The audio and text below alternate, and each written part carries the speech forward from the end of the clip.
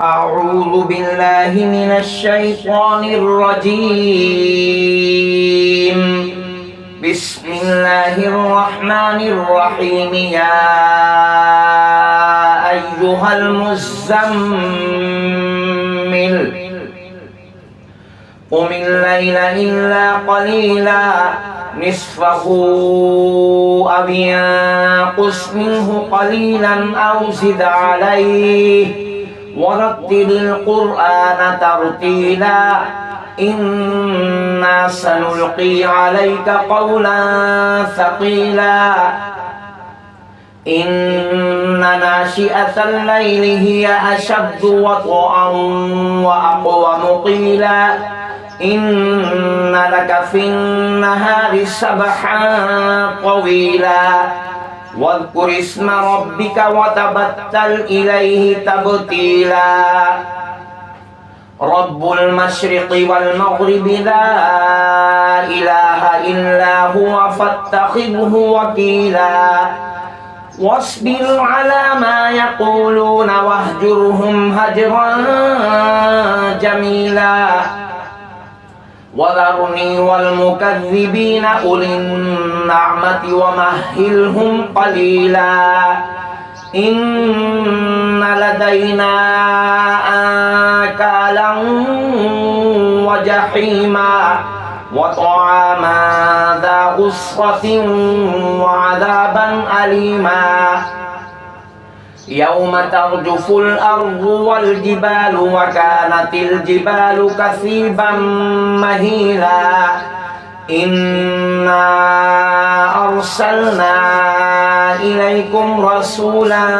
شاهدا عليكم كما أرسلنا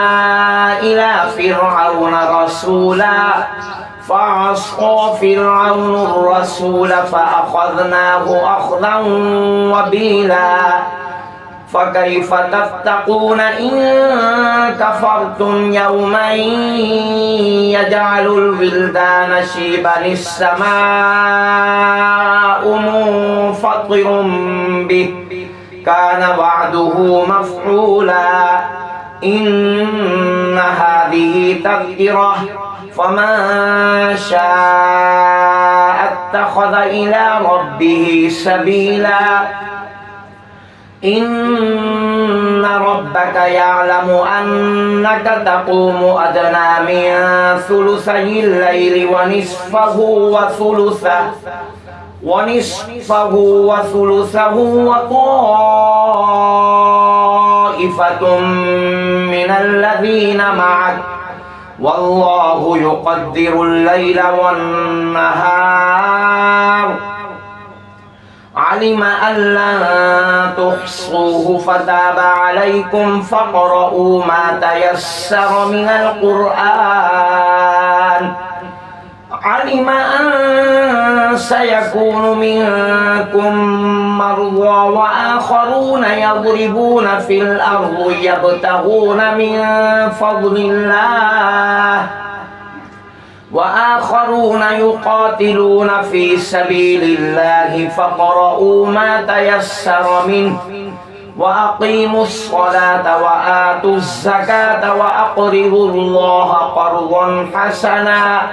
وما تقدموا لأنفسكم من خير تجدوه عند الله هو خيرا وأعظم أجرا